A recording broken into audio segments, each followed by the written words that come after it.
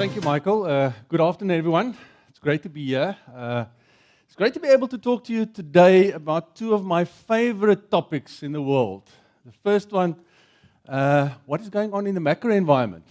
And secondly, how should we as investors respond appropriately to this macro environment that we're seeing around us every day?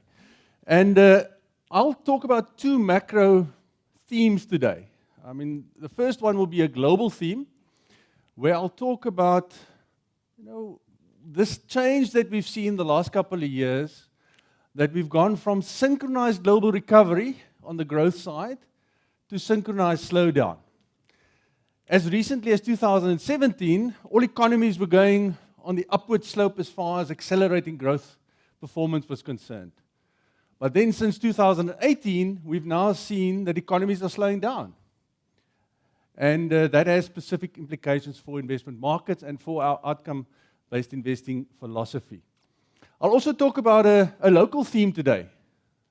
And that's a South African theme where we've been stuck in a low-growth environment for a number of years now. And we'll explore firstly each of these themes, and then we'll talk about the investment implications of each of these themes. And then I'll end off by pulling this all into our outcome-based investing philosophy and show how the outcome-based investing philosophy responds to this macroeconomic environment and its investment implications. So let's first talk about the first theme. This theme that we've seen a change in the last 2-3 years from global synchronized recovery to global slowdown. And I'll try and show it on this graph, and you've got to excuse me because I'm going to move up and down before this graph. And what we see is that if I point you to the period of 2016 and 2017, and we look at global growth. Now I've got 3 different bars there. The black bars, they show us what has happened to global growth. The red ones will be the subcomponent of the developed economies. And then the blue bars will be what happened in emerging markets.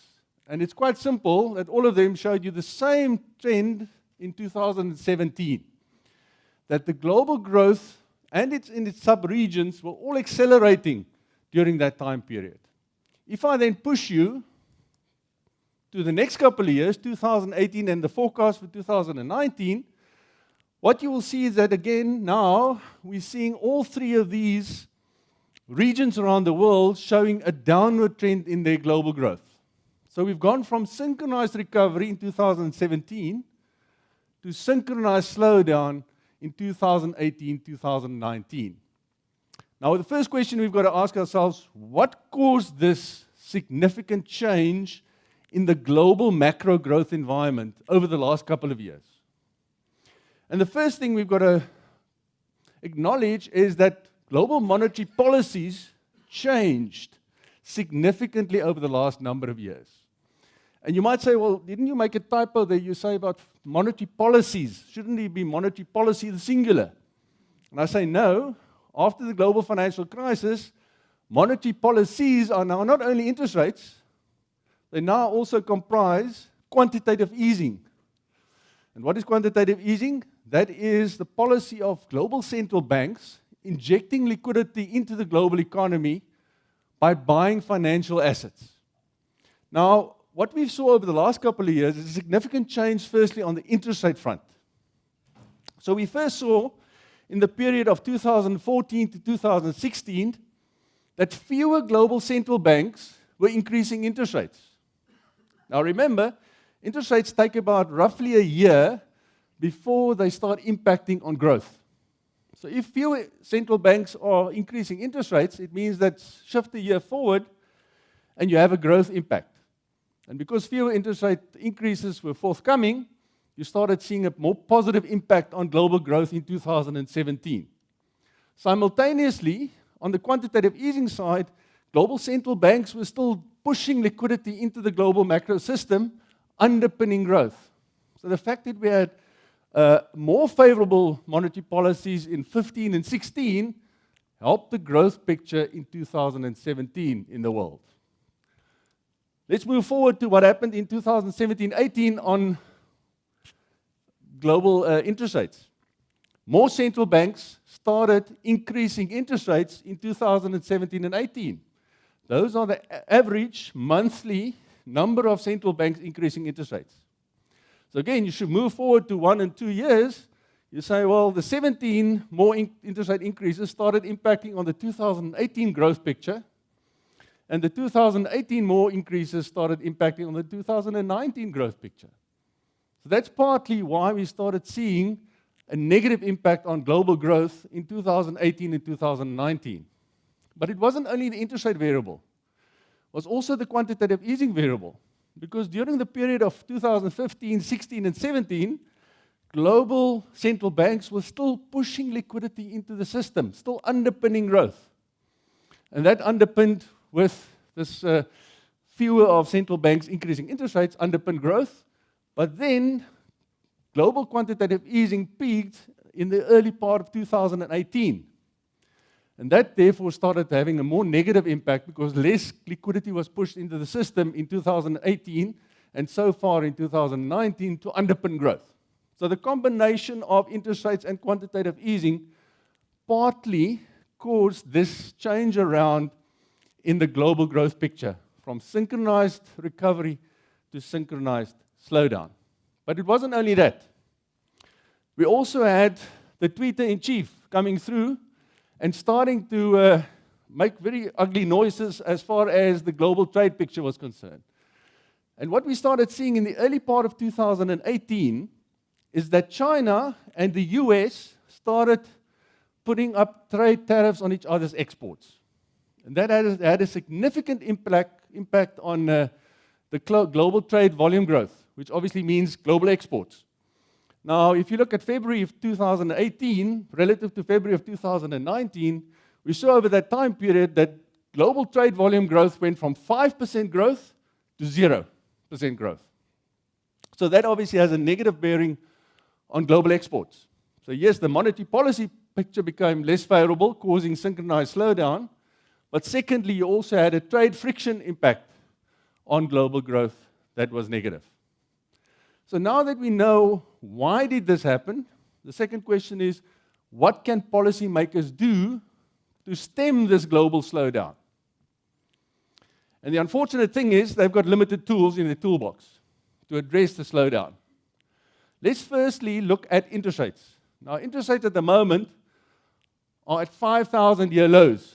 Now, that's even older than maybe the oldest in the room, so I won't make mention of names now.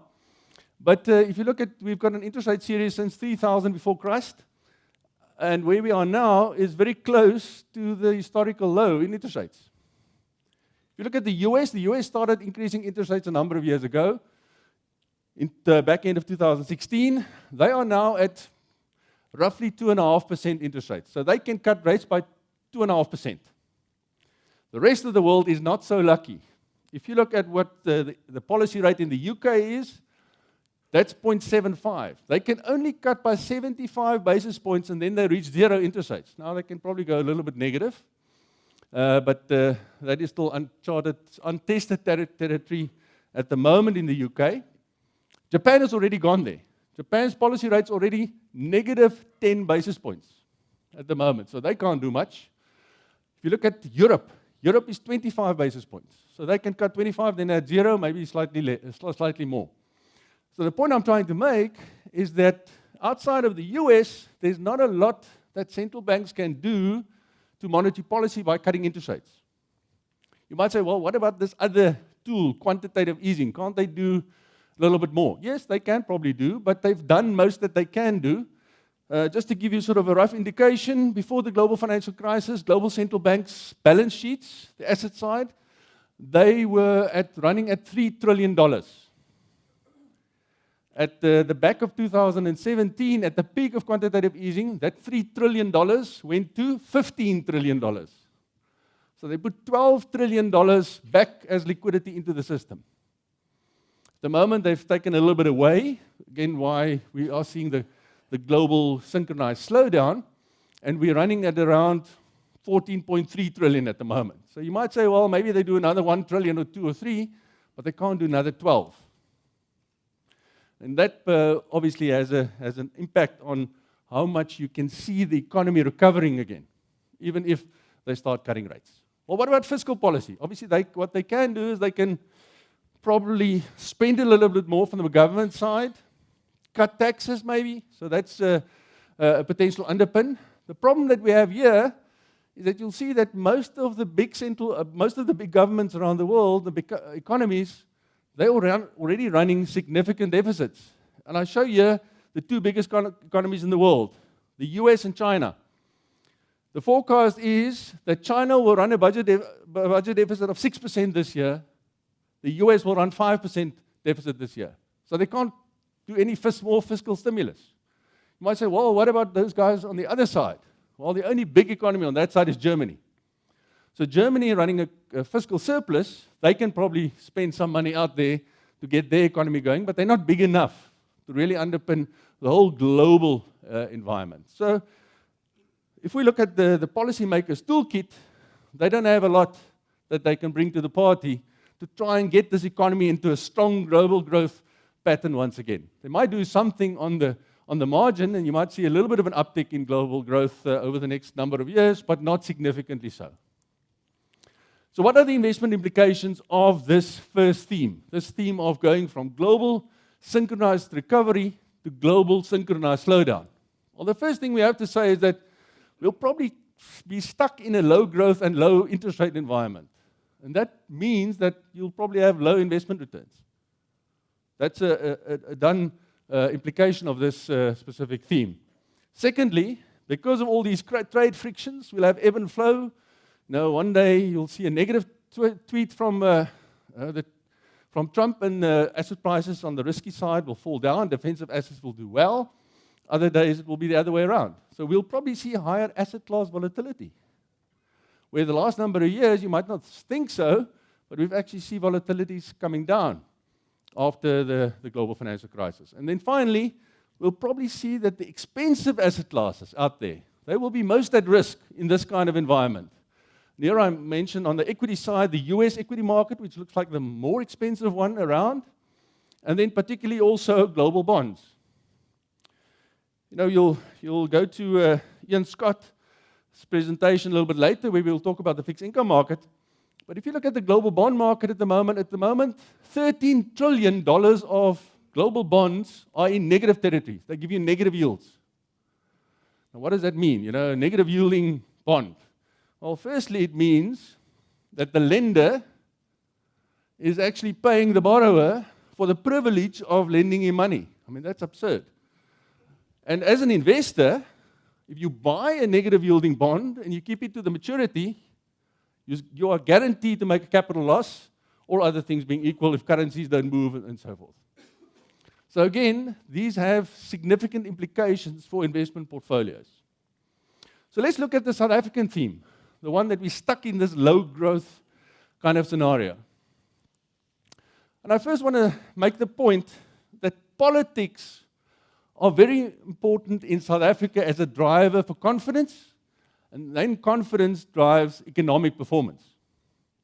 So the reason why South Africa has been stuck in this growth hole is because of lack of confidence from consumers, from businesses, from investors in the South African economy because of what the political environment has looked like. If I take you back a couple of decades to before the transition to the new democracy in South Africa, we were in a very low confidence environment. I call it the de Klerk doldrums that we were in 1989 to 1994. Growth average over that 5 years, only 0.2% in South Africa. We then had the transition to democracy, and we then came to the Madiba magic years, the 5 years from 94 to 99. Confidence rocketed up, had a positive impact on growth. Look at what growth average in South Africa over those 5 years, 2.5% roughly. Then this confidence remained in the what I call the Mbeki momentum era, almost 10 years, and growth shot up from 2.5% to over 4% on average. So obviously years of 5 and 6 that we saw in these what I call the zig years. So economic growth was zigging up. Since then, unfortunately, we came into the Zuma zag years, so that's the downward trend. confidence moved down significantly and had a significantly negative impact on growth. You'll see that growth more than halved on average over the roughly 9 years of the Zuma era to 1.8%. And currently, our new president is sitting with the remnants of this era in his era. And the average since the second quarter of last year, average growth rate in South Africa, barely positive. So again, you've got to ask, if we're going to go into the era of Ramaphosa revival, which we hope we are, but hope is not a strategy, by the way. I mean, we don't use hope as one of the cornerstones of outcome-based investing. If we have a revival, in order to get a revival of growth, we need to improve confidence. So that's the main variable that Ramaphosa has got to work with. Because remember, as they say in the classics, rising confidence is the cheapest form of stimulus in the economy. You don't have to cut rates. You don't have to spend money as a government. If people are more confident, the consumers will consume and the businesses will invest. You've got to do nothing. All you need to do is improve confidence. Now, that sounds pretty easy. It's not always as easy as I make it now. Because if you look at what happened to business confidence and consumer confidence over the last number of decades, and specifically in the Zuma era, you will see that consumer confidence in gray and business confidence in red came significantly down over that time period. And that was partly why we've had that significant decline in growth average performance over that time period. Now, you might say, what about this spike? This is the Ramaphosa spike, that we saw consumers become very instantly, very, very positively inclined towards the change in regime, and that underpinned the consumer confidence uptick. But what you'll see is that there was only a small uptick as far as business confidence was concerned. Because remember, businesses got to make long-term decisions. They've got to say, if I'm going to invest in a mine or in a factory or whatever, I've got to take a 10, 20-year view. And in an environment where there's just a change in regime without having any impact on policy as yet, they won't make those decisions. So in order to get that business confidence up, Cyril has got to really address the political climate, because that is often seen as a constraint to investment. Political climate, policy environment, very important to get businesses investing out there. Again, if you look at the Zuma era, which I've circled there, at the beginning of the Zuma era, you will see that less than 40% of businesses saw the political and the policy environment as a negative for their investment plans. They said it was okay. They didn't know what was coming. You'll see when after they realized what came over sort of that time period, at the back end of 2018, the end of the Zuma era, 90% of businesses said, we now see policy uncertainty, political instability as the main reason we're not putting money into this economy. So in order for us to really get growth going, we need a sustainable recovery in confidence, and we need to take away the worries of business about the policy environment and the political environment. So what can Ramaphosa really do? Well, the first thing is he can try and make it easier for businesses to operate in South Africa, because that will make it obviously more lucrative for businesses to invest money in order to make a return. And there are some things that he can do, but first let's look again at the bad news era, the Zuma era. What happened to the ease of doing business in South Africa? This is an index that the World Bank does, all countries in the world. And during the time period of the Zuma era, at the beginning of the era, South Africa was the 32nd easiest country in the world to do business in, out of 190 countries. We lost 50 positions during the Zuma era. We are now, back end of 2018, the 82nd easiest country to do business in. Now, if you look at that relative to some of our fellow African countries like Rwanda, you'll see Rwanda's significant improvement over that same time period. It moved up by more than 100 places. Same thing for Morocco. They moved up by roughly 70 places. And an example of this is to show that in South Africa, it takes 54 days to start a new business because of all the permits you've got to get, electricity connections and so forth. Relative to Rwanda, where it takes 3 days to start a new business. So if you're an international investor, you want to invest long-term capital into society, which of these two will you turn to in order to push your investment into the economy? You'll say, well, where's it easiest for me to operate? Probably not in South Africa. So, what we need to do to improve the ease of doing business? Well, there are some easy wins, so not everything is hell of a difficult. I mean, the first thing is to just ease the visa regulations. That's the stroke of a pen. Very easy, because then what you say is that companies that need skills that are not available in South Africa, by easing the visa regulations, they can go and import those skills.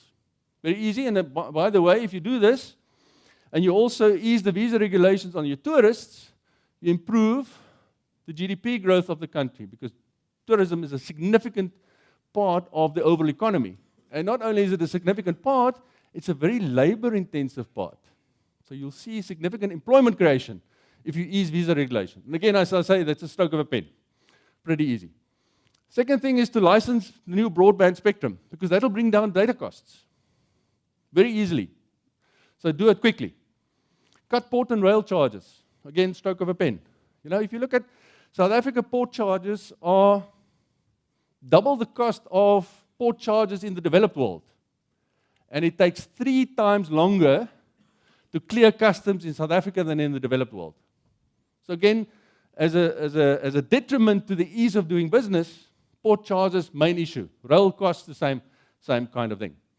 So these are easy things to do. Not everything is easy, but these 3 Ramaphosa can do pretty easily. Other reforms, more difficult, but you need them to improve the long-term confidence picture in the economy in order to drive higher growth in the economy. Now, these more difficult reforms is firstly fixing the SOEs, the state-owned enterprises, including obviously Eskom and probably predominantly Eskom.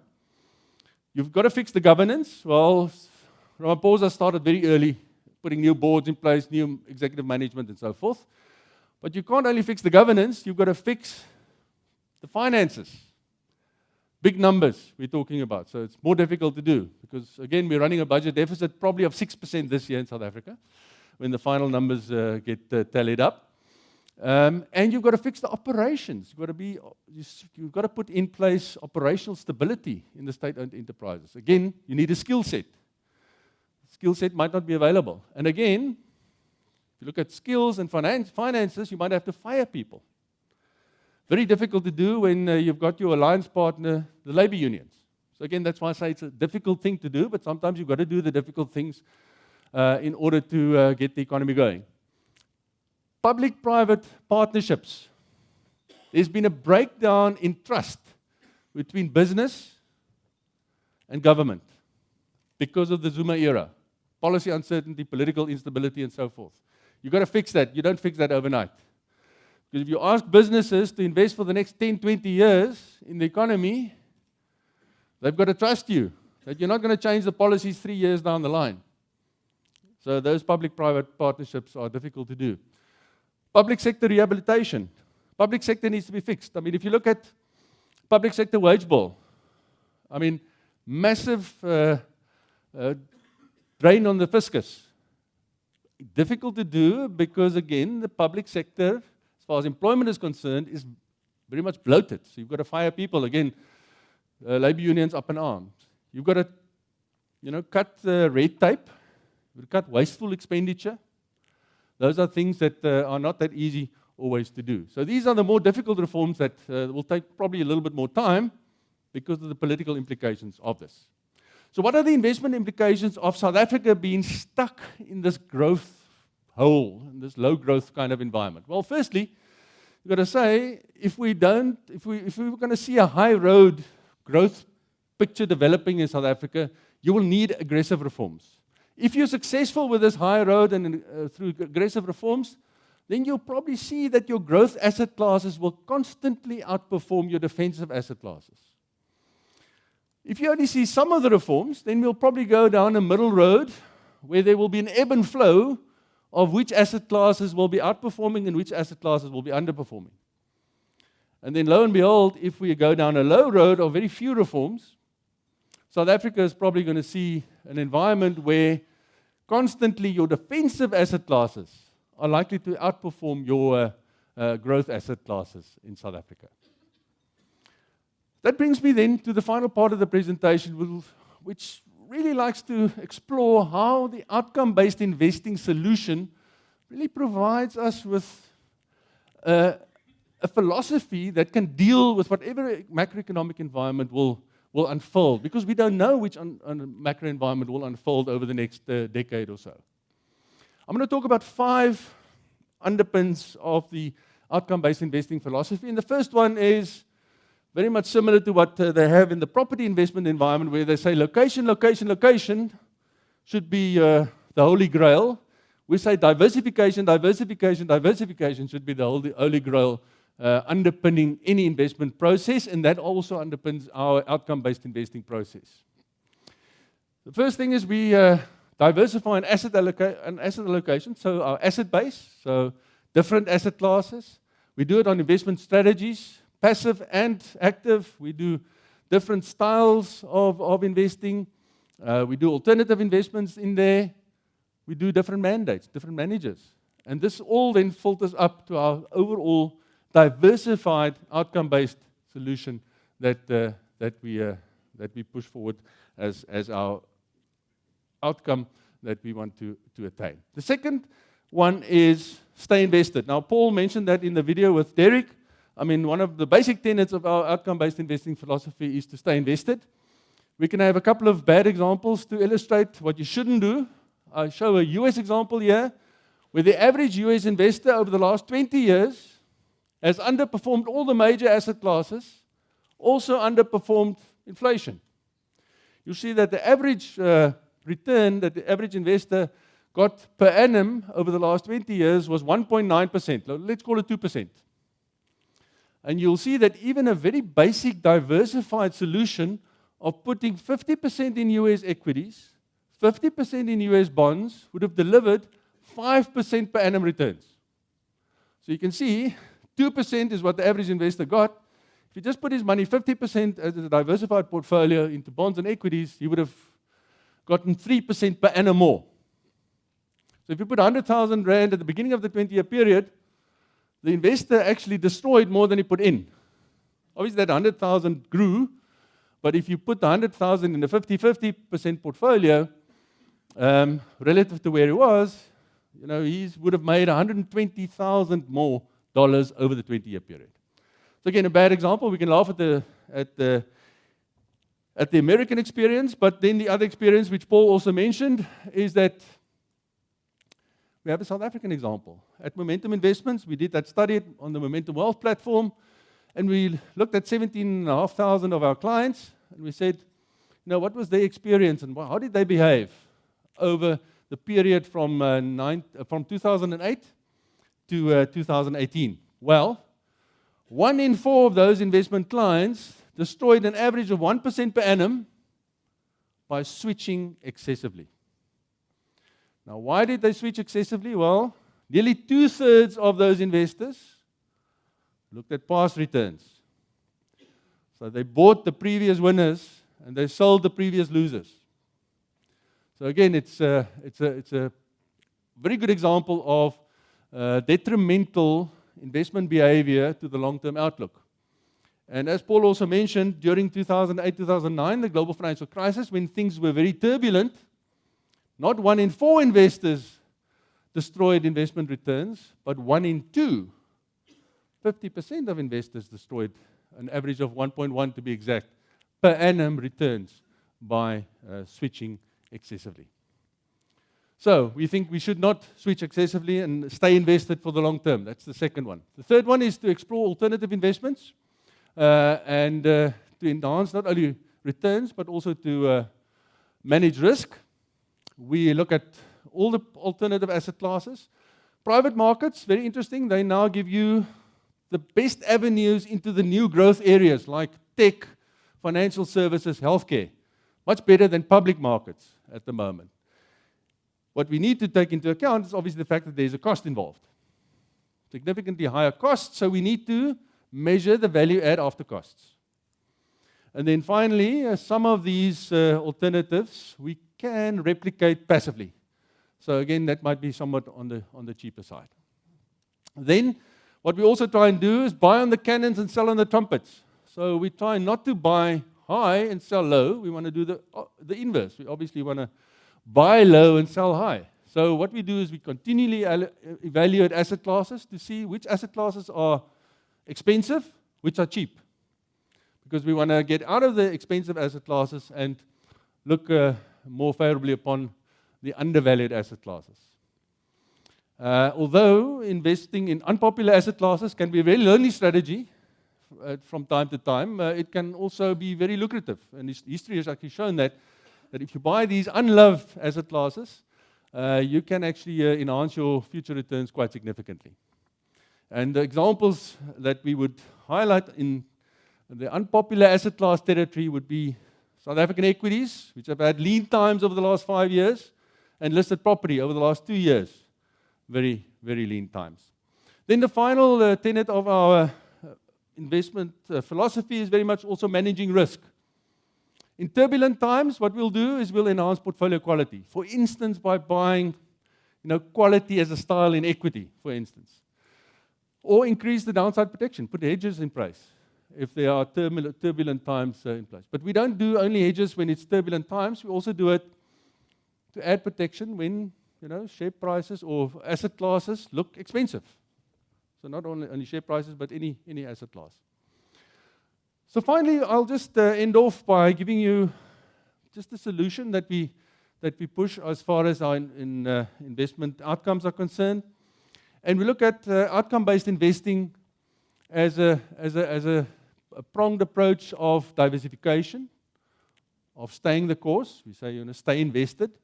Buy low, sell high. It sounds easy, but I've shown you the bad investment behavior of investors not always doing that. We look at alternative asset classes and we manage risk. I hope that's given you some glimpse into how we see, firstly, the investment environment around us, and secondly, also how we think investors like us should be behaving in an appropriate manner in this kind of macroeconomic environment that we envisage. I thank you.